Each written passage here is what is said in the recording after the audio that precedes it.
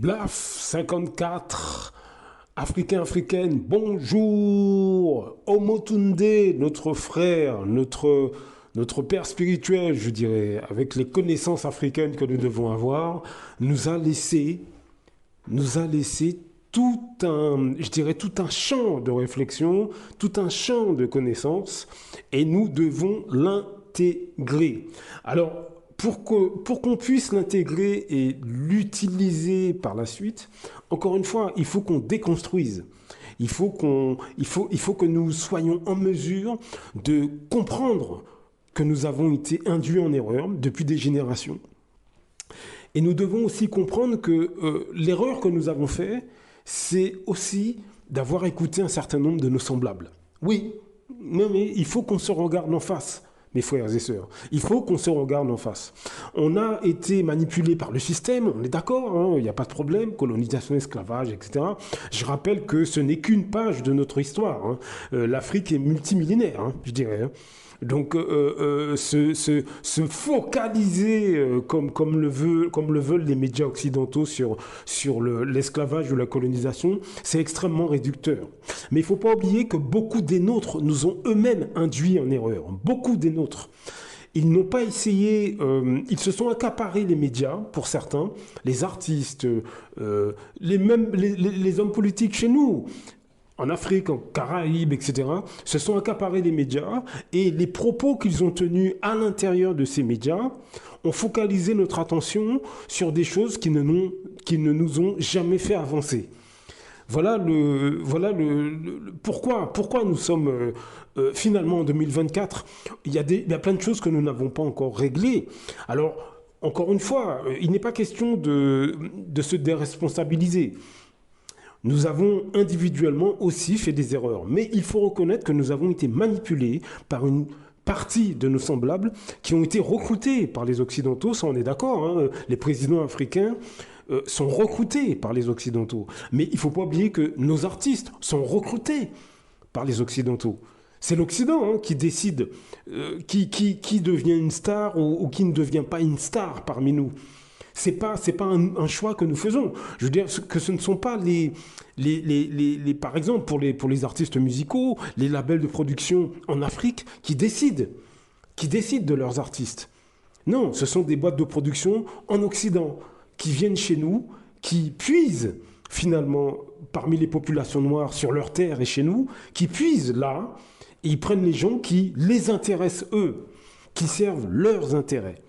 Donc nous avons sur toute l'échelle sociale un certain nombre de personnes qui ont dirigé notre attention sur des choses qui n'étaient pas importantes. L'esclavage, la colonisation, mais aussi musique, danser, manger, rigoler, etc.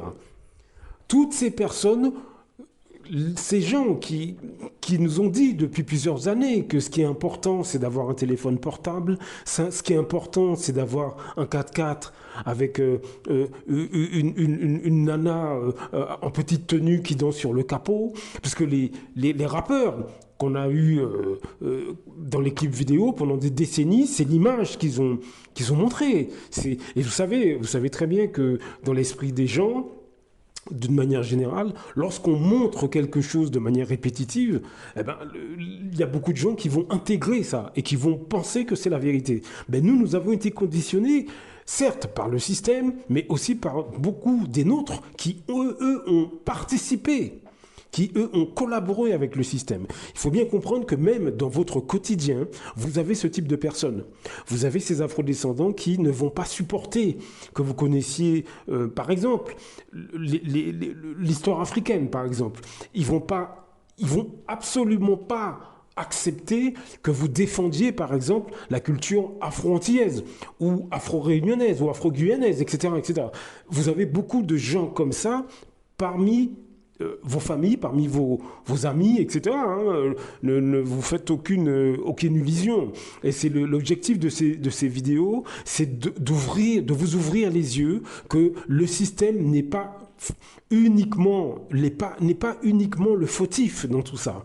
Oui, bien sûr, c'est un facteur, on est d'accord. La France-Afrique, le racisme envers les afrodescendants, il n'y a pas de problème, hein, je suis entièrement d'accord avec vous. Mais nous avons aussi parmi nous une catégorie d'afrodescendants extrêmement anti-race noire. C'est le constat que je peux faire au bout d'une vingtaine d'années d'observation. C'est long, 20 ans. Est-ce que vous voyez ce que je veux dire? Je vais vous faire écouter quelque chose. Et je vais vous démontrer comment le système médiatique occidental méprise insidieusement les afrodescendants. Et je vous expliquerai pourquoi ça passe sans problème au niveau des afrodescendants eux-mêmes. Je vous expliquerai. Je vous laisse écouter. Écoutez bien. Écoutez bien. On se parle juste après. Philippe Perrin connaît bien l'équipage de cette mission. Il est astronaute français et a suivi une partie de sa formation avec eux à la NASA. C'était au départ un groupe de copains. Il y avait à son bord le premier astronaute israélien, Ilan Ramon.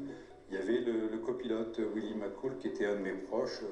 Il y avait aussi une américaine d'origine indienne et experte en bras robotiques, Kalpana.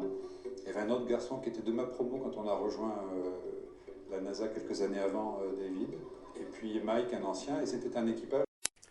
Dans l'audio que vous venez d'entendre, vous avez entendu que l'astronaute français présente donc les membres de l'équipage. Et il y a, à la fin de l'audio, il dit il y a Mike, un ancien. Eh ben, l'ancien, c'est un Afro-Américain.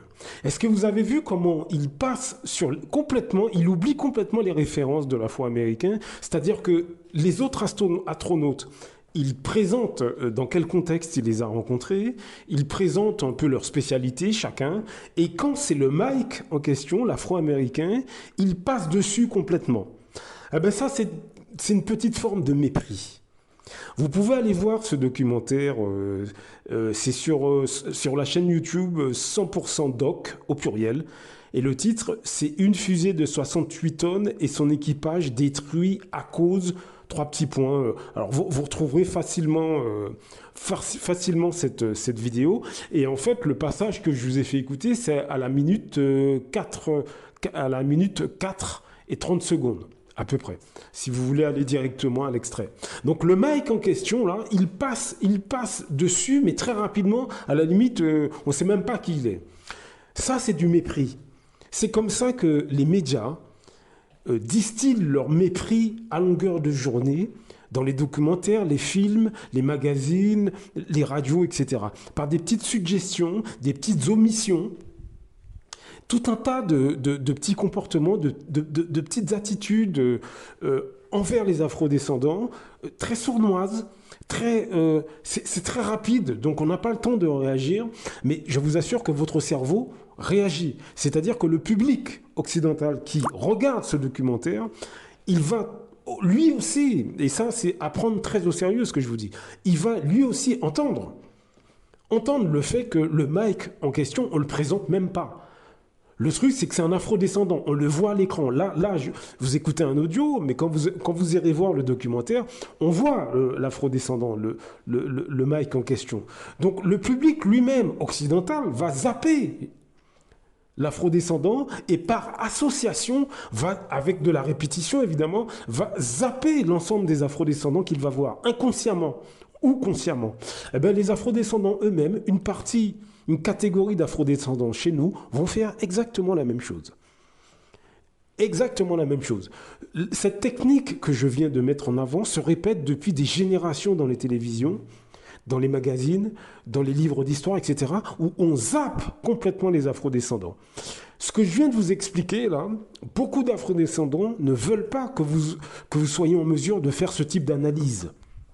Est-ce que vous comprenez ce que je veux dire? C'est pour ça que je vous ai passé l'audio. C'est pas tellement pour commenter le petit racisme, le petit mépris comme ça, sournois.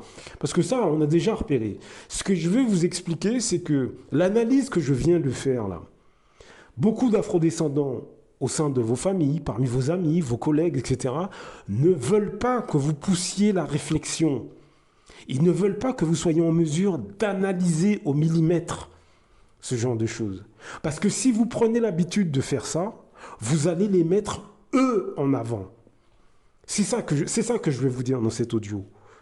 C'est-à-dire que quand je prends du temps à analyser les choses, c'est pas en fait pour comment dirais-je, pour que les choses, pour que les autres nous aiment ou quoi. C'est pas ce que je suis en train de faire, non. Je pousse l'analyse, c'est pour que vous aiguisiez votre sens de l'observation et que vous retourniez votre sens de l'observation sur votre communauté, votre pays. Est-ce que vous comprenez? Nous devons apprendre à observer les attitudes et les comportements de nos semblables. Parce que nous avons laissé passer beaucoup de choses. Et aujourd'hui, en 2024, ça nous cause beaucoup de tort. C'est ça que j'essaie de vous dire. Est-ce que vous comprenez? C'est ça que j'essaie de vous dire. Ce que j'essaie de vous dire, c'est que nous devons avoir le sens du détail concernant nos psychologies, nos manières de fonctionner. On doit, de la même façon que nous sommes capables d'analyser les autres, on doit être capable de s'auto-analyser nous-mêmes en tant que personne, mais aussi en tant que communauté et en tant que société, que ce soit en Afrique, que ce soit dans les Caraïbes, etc., etc. Le monde noir, on doit apprendre à s'auto-analyser avec la même finesse d'esprit qu'on utilise chez les autres. Est-ce que vous comprenez? Je ne sais pas si je suis très clair.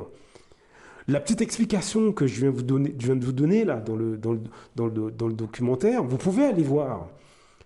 Mais ça, cette technique de mépris des afrodescendants, mais elle se répète des centaines de milliers de fois tous les jours, dans les documentaires, dans les journaux télévisés, etc., etc. Même dans nos pays, Eh bien, beaucoup d'afrodescendants au sein de vos familles, parmi vos amis, parmi vos collègues, ne veulent pas que vous soyez en mesure d'analyser les choses, d'analyser trop ce que vous voyez.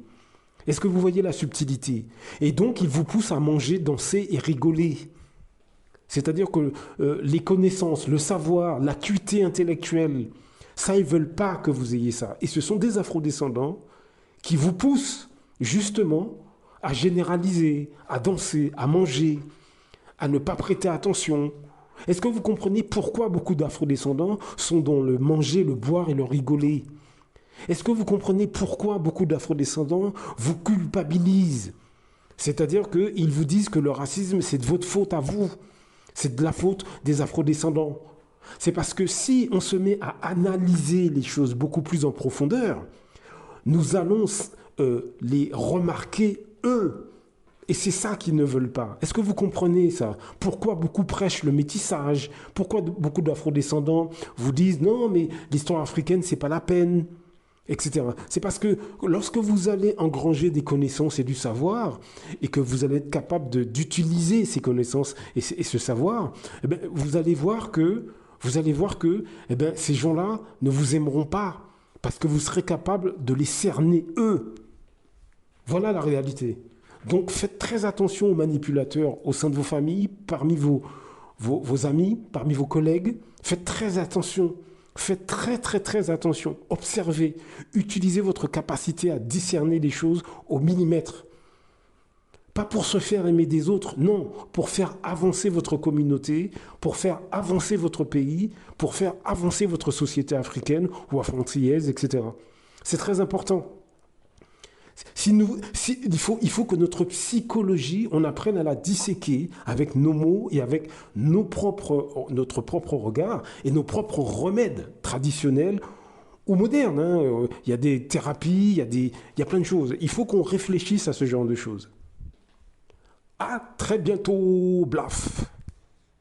Beaucoup d'Africains se lèvent contre des autres Africains. C'est généralement à travers la corruption. L'Europe, l'Occident le sait. La meilleure façon de faire tomber un Africain qui se lève pour les intérêts des Africains, il faut aller corrompre ses amis ou ses compatriotes. C'est comme ça que c'est toujours à cause de l'argent. Celui qui a fait tomber son cara, il a fait beaucoup. C'est parce qu'il voulait être son cara à la place de son cara.